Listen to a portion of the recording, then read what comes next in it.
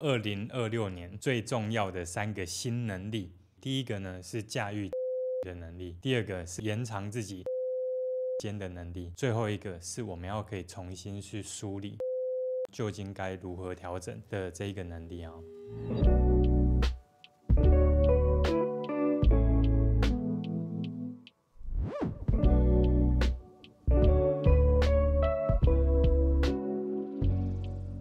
欢迎来到人生解扣方程式，这是一个畅谈情绪、人际沟通、伴侣沟通、自我成长的频道。如果你也喜欢相关的议题呢，欢迎可以关注我们。我们会在每个礼拜五的下午5点正式上片。我是节目主持人 Jaco。Hello， 大家好，我是助理主持人香云。这一集我们要来聊聊2026年最重要的3个新能力，而这个新呢，指的是心脏的心。因为啊，现在网络上真的已经可以看到很多就是目标设定啊，然后年度计划，还有 Notion 的模板可以用。对。可是呢，我们有尝试设定过目标的人，有一些是可以专注，然后就快速达成。但是呢，我相信有一部分的人可能也跟以前的我们一样，甚至跟现在的我们一样，会在做的过程当中，可能有三心二意啊，或者是内在会拉扯，情绪不稳定，容易内耗，造成的我们每次要追目标都会追得比较辛苦。所以我们整理了3个很重要的新能力。第一个呢是驾驭情绪的能力，第二个是我们要可以延长自己专注时间的能力，最后一个是我们要可以重新去梳理我们的价值观究竟该如何调整的这一个能力啊。第一个我们要来谈谈驾驭情绪的能力，这一个其实是我觉得我们可以去让每一天的心情品质，甚至让自己状态很重要的一个起点。因为你要去谈一生的幸福，要怎么去追求得到，这个题真的太大，对不对？可是如果我们每一天的生活品质是好的，情绪品质是好的，你就会想起来，你会觉得日子过得是开心的。可是呢，当我们要开始去驾驭情绪的时候，其实并不是说情绪本身我们要去压抑它，或者要去用什么方法去跟它对抗，其实不是哦，反而是我们要拥有可以去理解情绪的这一个很重要的能力哈。我之所以会出现这样的结论，会想要分享这一个章节，原因是因为40多岁的时候回头看，我才发现20几岁时那些人际关系的问题、与家人的冲突，甚至挥之不去的自卑感，都源自于对自己的不理解。我总是下意识的会去逃避过去的创伤，花了好多年我才慢慢化解。我常想啊，如果我可以早一点懂得深层的理解自己，而且能够用全新的视角去看待过去的伤痛经验，我想我的情绪状态会更加的平稳，对待人的方式呢，也必然会变得更和缓。今天想跟你分享拥抱完整的自己，从创伤疗愈到内在和解的6堂课线上课程。这是由加伯麦特与理查史华兹2位心理学的大师首度合作，结合了慈悲探寻与内在家庭系统2种核心方法。慈悲探寻教会我们透过觉察与提问，理解情绪与压力的根源。内在家庭系统会帮助你认识并疗愈内在受伤的部分。课程会带你从生活觉察出发，以慈悲的态度重新接纳自己，让那一些我们逃避的部分回到内在系统。疗愈不是调整，而是重新连结自己。如果你也想要提早开始这段自我理解的旅程，这一门课推荐你。课程资讯以及优惠码，请参考影片下方的资讯栏。我也是在学习到刚刚推荐的这堂课程内容之后，我发现了一个跟 NLP 的逻辑不太一样，跟调节情绪有关的方法。因为以往啊，如果我们是有负面情绪的，往往呢，我们的第一时间的反应都会是有人是用压抑，对不对？然后甚至像我可能就会是做其他的事情，然后去让自己回避那一个情绪。香云，你会吗？我也是回避啊，我也是赶快去转移注意力。我来分享一下我自己的故事好了。因为我前几个礼拜啊，我在工作的时候，当我盘点完接下来的今年2026年第1季所有要做的事情，然后我盘点完之后，我当天突然状态就有点低落。为什么？因为事情真的有够多就是多到我刚打完那一些待办清单之后，我整个状态都不行了，然后所以我那天的状态就有一点点差，然后心里也会有一种焦虑感，就是哇这么多事情，即便我要去协同大家一起来完成，我光想到我就觉得就是很难真的能够把它完成到100分这样，然后我就出现焦虑的感觉。那原本我遇到这种焦虑的状态，对不对？我通常第一时间的，以前我用 NLP 的方式就会快速转念。对，我以前使用的方式就是，我产生一个焦虑的感觉，那我明白我现在是因为什么产生焦虑，对不对？那这个时候我就会去思考，那我焦虑的背后其实是因为我在乎什么。好，那我接下来就赶快去执行那些在乎的事情，这样就好。对。可是呢，我发现呢，这一个方式有时候有用，可是它有些时候会让一些需要好好看见的情绪，反而它会被我一直压抑着。后来啊，我使用这次推荐的课程里面教的一个方法，我发现啊，它带给我的体验不太一样。那这次因为我一样嘛，我是看到那么多的待办事项，然后等待完成之后，我的状态突然有点荡，因为太多事，然后甚至心里很焦虑这样。那我这一次我就没有尝试用 NLP 的转念方式，我反而去留意的是我产生这个焦虑的情绪的时候，我身体的感觉是什么。然后我开始去感受那个焦虑的位置，我突然发现啊，我整个胃有点纠结，然后胸口有点闷，还有一个是我的肩膀不自觉变紧。而在那个当下，我开始去感受那个感觉，我突然有意识到说，我出现这个感觉，当我开始关注它的时候，它带给我的感受慢慢有减弱。不会说焦虑就不见哦，只是身体的那个感受会舒缓一点。但是第二个啊，其实很重要的步骤是，我们也可以开始去联想，现在这一个感受在我身体里面，它带给我的影响，它需要我去想起什么事情？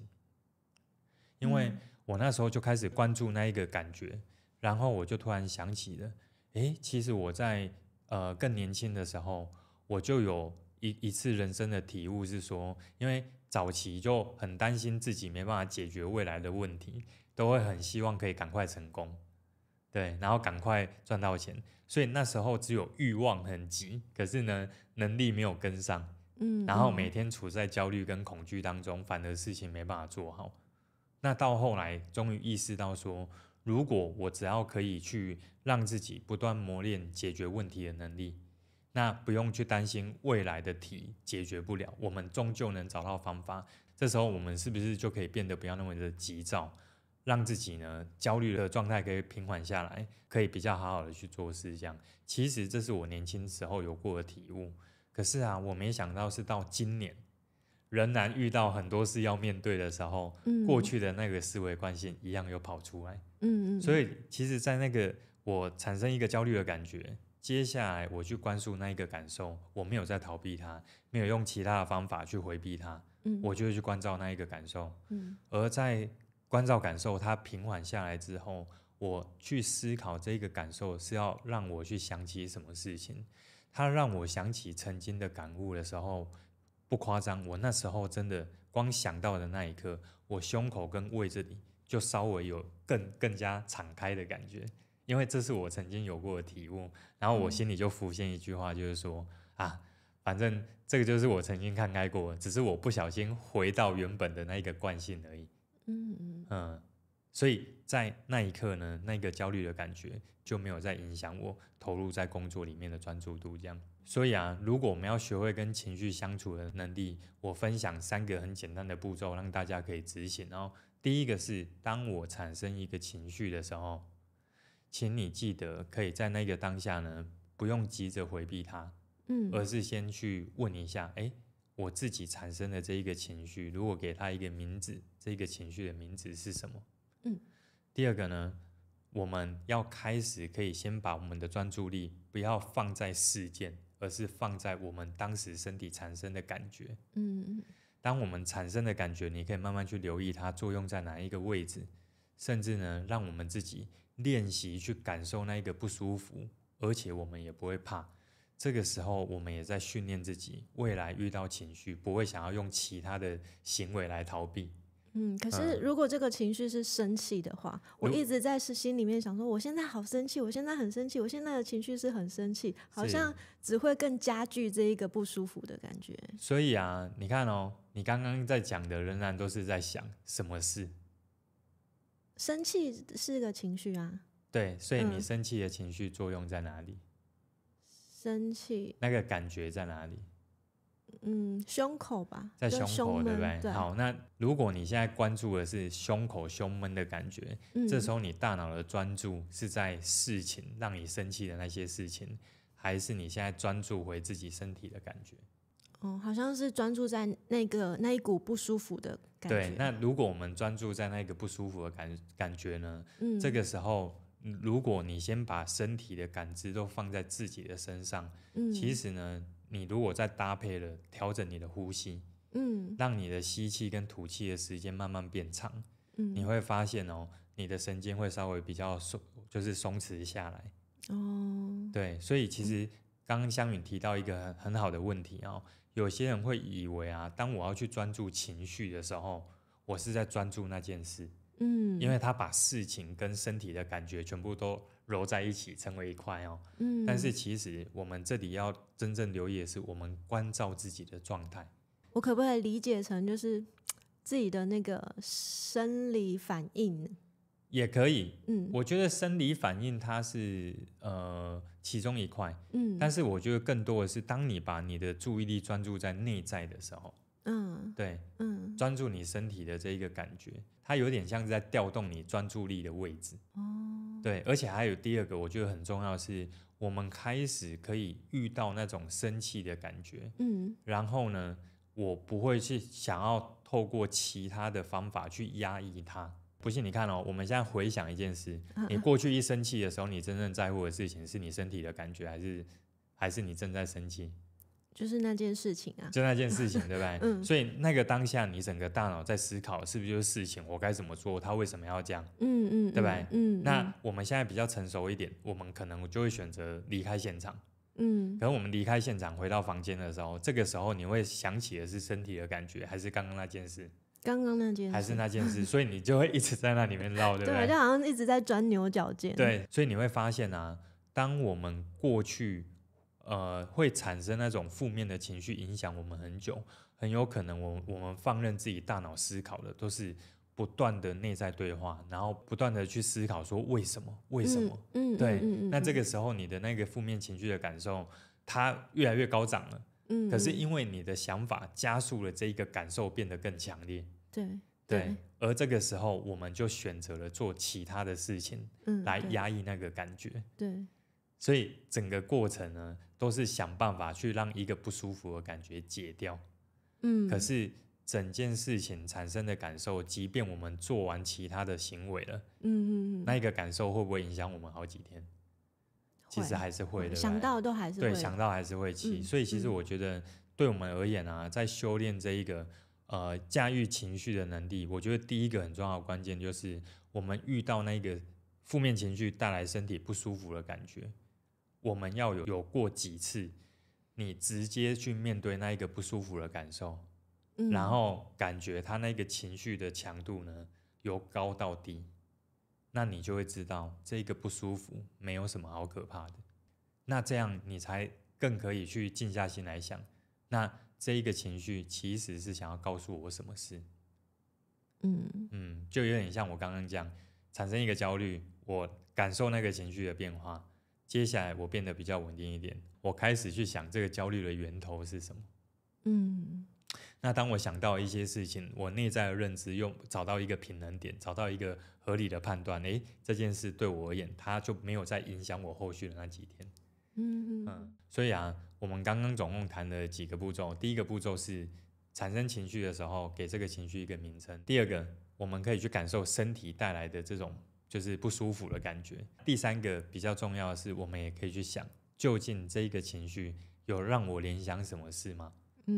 那当然呢，更完整的方法在课程里面都有介绍哦。那所以这里我就不剧透。可是呢，我自己光是实验这3个简单的步骤，我发现啊，确实就是跟 NLP 的一些我自己有在分享，包含我自己有在用的转念方式，它带来的体验跟感受蛮不一样的。而且呢，这个过程它其实不一定需要非常高深的技术，非常熟练才可以做到。小白都可以。对，所以这个是第一个我想要分享给大家的。所以这个能力一旦会有了之后，它的好处是未来如果我真的产生不舒服，不要让那个不舒服的情绪变成在我们的潜意识里面作用，造成我们更多天的就是被它干扰。第二个就是延长自己专注在一件事情的能力啊，有2个很重要的小技巧是我自己的经验分享哦。第一个就是动起来。那我现在使用动起来的这一个技巧呢，就会是上班之前我就会早一点起来，去我们公司旁边的文化中心，穿上跑鞋呢，然后开始快走一下。当我开始往前走的时候，我的眼睛就一直看着地上一直往后退的那个地砖的线，然后我就放飞我的大脑，什么都不管它，我就这样一直走。那我发现我通常就是身体动起来，这样慢慢走个3-5分钟之后，我的大脑就会开始慢慢自然的，它就会去思考说，我今天比较重要的任务是什么，等一下做事的优先排程是哪一些这样。那我发现当我这样走个10-20分钟，就差不多走回公司，回到办公桌前坐着，我身体的状态就准备好了。所以那个是我在调动我自己专注状态，第一个我自己觉得很好用的小技巧哦。但是第二个呢是，如果我们今天已经是进入专注状态在做事了，然后我们连续做1个小时、2个小时，终于完成一个任务了，要切换到下一个任务的时候，有些时候我就会选择是站起来，或者我就会开始身体起来动一下，去做一下其他事情，扫扫地啊，清一下桌面也好。所以当我开始动起来去做一些事情，都会让我的大脑呢比较容易再置换一下状态，然后更容易去发想一些事情。所以这个是动起来的技巧。但第二个呢，我们谈的是静下来，就是休息。那我觉得休息我最近实验我自己很喜欢的，第一个就是真的就是我们使用数位排毒的概念。因为如果我在休息的时候，我的手机仍然在身上，我会很不小心的，就是再拿起来看一下有没有人留言，有没有讯息要回，甚至看一下最近流量的变化，或者看短影音去学东西，好像连休息时间都在工作，所以就没办法好好的真正的放松。所以我自己觉得在休息的时候，有一个很重要的心态是，不要认为休息本身是没有效益的事情，不允许自己有休息的空间。那所以第一个是我们在休息的时候，你要记得尽量把那些会占据你注意力的东西把它拿掉，这个时候你就可以好好的去投入在你当下的生活里面。第二个呢是，如果我们在休息的过程当中，并不是我今天是要出去吃饭，或者我长达3-4个小时的时间休息，可能就是5分钟10分钟，那这个时候你可以尝试用另外一个方式，就是你开始让自己可以有意识的去调动你的专注力。比方说有些时候我们可以在1分钟里面开始把注意力移转到周围环境的声音，去找找看现在环境当中有多少声音在出现。比方说在我们现在的摄影棚就会听到车流声，对，然后也会听到冷气的空噪声。那如果是隔壁邻居在吵架呢？也可以听一下他们在吵什么吃一下瓜也不错。当我们开始在搜寻周围的声音的时候，其实你就会让你的大脑一次专注一个点。对，所以声音收集完之后，我们也可以尝试开始呢去捏一下自己的手指。对，去捏一下手指，然后去感受那个手指在捏的感觉。对，那个按压的力道。对，然后接下来你甚至可以去感受你的脚趾，对，踩在地上的感觉。对，然后感受你脚趾的这一个温度都可以。所以当你开始能够去把你的注意力一个点一个点去挪动的时候，它也会有助于让你稍微松弛下来。不然呢，我们如果大脑一直处在那种高速运转的状态呢，你有时候这样的时间一长，对不对？你会很容易进入一种疲惫的感觉。那个疲惫的感觉不是体力已经撑不住，而是你的心力会有点耗损这样。所以我觉得当我们如果能够用这几个方法呢，让自己该松弛的时候可以好好松弛下来，甚至呢有办法去置换状态，它都有助于你在延长你的专注状态的这个时间哦。那最后我想讲的一个是，如果我要分享一个我自己最近要进入工作专注状态的小技巧，那这个技巧就会是我会先挑一个非常小的目标开始做。比方说我现在手边有信件要回，有短影音的脚本要写，然后有长片的脚本要写，有开会的内容要准备。那我通常就会先挑那一个最快可以处理掉的，所以我可能就挑回信件这个动作。对，那所以当我开始先从小目标开始执行，对不对？它会帮助我更快的进入状态。最后我们来到第三个能力，第三个能力就是重新梳理价值观排序的这个能力哦。那为什么要特别谈这一点？因为啊，其实我们现在的时间很宝贵，这个真的是废话了哦。可是呢，其实我觉得有时候会影响我们心里会越来越乱的，真的是因为我们的价值观排序可能有发生变化，或者需要发生变化，但是我们没有去注意到，我们一直忙着在处理眼前的任务。对。我讲一个我后来因为在改变这个价值观排序的时候，它对我产生了一个好的感觉。我分享一下这样的经验好了。其实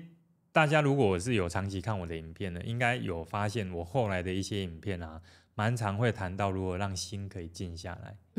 对，如何让自己的状态可以变好。可是为什么我会开始关注这一点？其实一直以来我的人生里面啊，健康都不是我最看重的事，它是一个我一直以来都可以放在很后面的事情。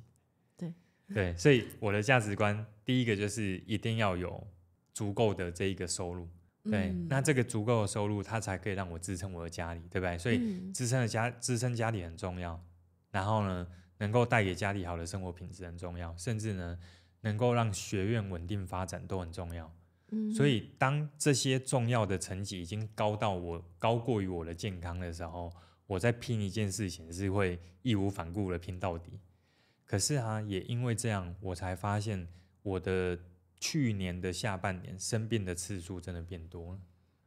感冒会变得比较难好，然后甚至连一个咳嗽都会吃药好几个礼拜。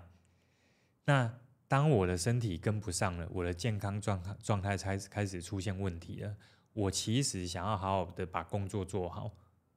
难度也变高。所以啊，我在去年年底的时候，我就真正好好的静下心来想，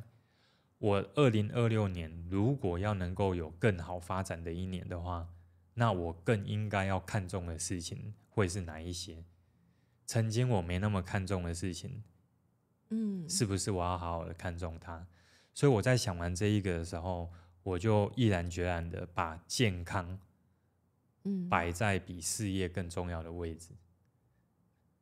那当我呢把健康摆在比事业更重要的位置的时候，我就做了2个决定。那我已经实行一小段时间了。第一个呢，就是我终于去报名健身房。然后呢，我为了储存这个勇气，梁静茹的歌我应该听了快5年了。我一直在讲说我要运动，可是真的很多年都没有那个勇气再去运动了。可是也因为这样，我从去年的年底开始就开始有跑健身房去运动。那当我感受到运动带给我的变化呢，其实我今年每个礼拜想到有空的时间，我第一个想到的真的会是我要排一个时间去健身房。那也因为这样呢，我对于我自己会产生一种自我效能感。什么意思？自我效能感的概念就很像是说，我自己决定要拥有一个更好的状态。我想要去看重另外一个我曾经忽略的事情，而我也开始为这件事付诸行动了。那我就会感觉到，我真的有在让自己变好。我说的自我效能感，很像是这样的概念。但是第二个呢，我也开始决定就是戒酒，因为我其实在去年喝酒的这一个频率真的是蛮高的，但是不是都是去外面喝，可是我就是在家里会小酌这样去放松。那也因为呢，今天的第一个能力是分享那个跟情绪相处久待的这个能力，对不对？也因为这一点啊，我意识到说我不需要再依靠酒精，来让我自己回避那些不舒服的感觉。对，所以我其实第二个很重要的决定是我开始戒酒了。当我开始戒酒之后啊，你说晚上会不会有突然浮现那一个就是想要买酒的这个心情？其实是有的。可是呢，我心里都会浮现另外一个念头，健康更重要。同时呢，我也会浮现第二句话，就是我不会再回避那些不舒服的感觉。我不想要用那一个喝酒的行为来回避那一个感受，这样。所以啊，我也因为这样做之后，我发现我这几天我的大脑清晰的程度真的是跟过往比起来，已经开始有一些变化。我觉得我们的情况很类似，我也是在去年的时候戒酒这件事情，就是因为我下班回去，我会喜欢看我有兴趣的主题的影片，学东西。学任何东西，同时我又会小酌，然后我就会发现那个状态是我学东西我是记不起来的，然后想要戒酒，我才能让我学东西学比较快。又刚好因缘机会又看了一本有助于戒酒的书，然后意识到我真的不需要这个东西，然后就也没有说特别压抑，也没有说我要克制我的欲望或什么，就突然意识到我不需要这个东西的时候，然后我有更重要的事情要做的时候，就一瞬间，就一夕之间我就戒掉了。哇，真的很赞耶！所以这个摄影棚瞬间出现2个不会再花钱买酒的人哦，省很多，真的。对，所以其实我觉得香云刚刚那个补充啊，刚好也带出了这一集在第3个能力，其实它有一个最重要的核心问句，就是如果2026年我想要成为我心目中的那一个人，那我需要开始重视哪些事情可以帮助我成为那一个人。对，所以我们都不是因为酒不好喝，因为酒带来的不舒服，其实不一定是这样的，都是因为我们心里有一个越来越清晰的方向，是我有想要成为更好的人。所以为了这一个目标，为了这一个方向，我们愿意开始去重视那一些可以协助我们达成的事情。所以这也是我自己觉得啊，在今年年初可以分享这一集，我自己是很开心的，因为我知道是因为这些事情帮助了我。那或许对有些人来说，这些好像也是老生常谈，可是我觉得是这样哦。有些时候我们都知道有那些事，但是或许看到有人也因为这样真的有改善，可以让大家呢看这一集的朋友们多一点点动力，或者多一点点技巧，我们可以交流。很期待大家呢在今年可以一切顺利，身体健康。我们下一集再见，拜拜，拜